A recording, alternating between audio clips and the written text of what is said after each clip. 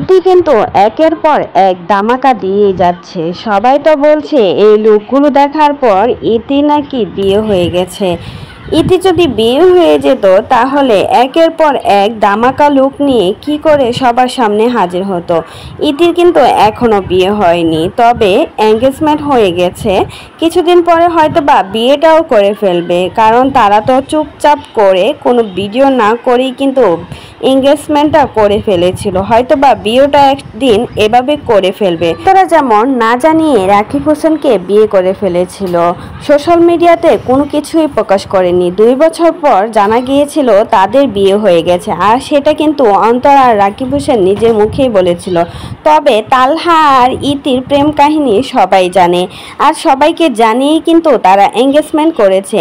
কিন্তু একের পর এক বউ সাজা দেখে সবাই তো বলছে ইতির বিয়ে নাকি খুব শীঘ্রই হতে যাচ্ছে। তাই তো একের পর এক বউ লুকে ইতিকে সবাই দেখতে পাচ্ছে। আর ইতিমধ্যে ইতির এই লুকটা দেখার পর সবাই তো বলছে ইতির পাশে এসে কারো দাঁড়ানোর সাহস নেই, কারণ ইতিকে এতটাই সুন্দর লাগছিল।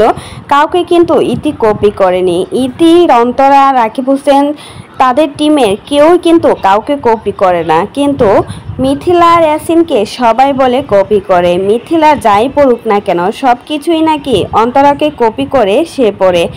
অন্তরা যা ড্রেস আপ করে সেও নাকি তাই করে, তবে তাকেই কিন্তু কপি হিসেবে সবাই চিনে। আর এখানে সবাই বলছিল ইতির কাছে আসা সাহস কারণ নেই, ইতিকে এতটাই সুন্দর লাগছিল ব্রাইডাল লুকে।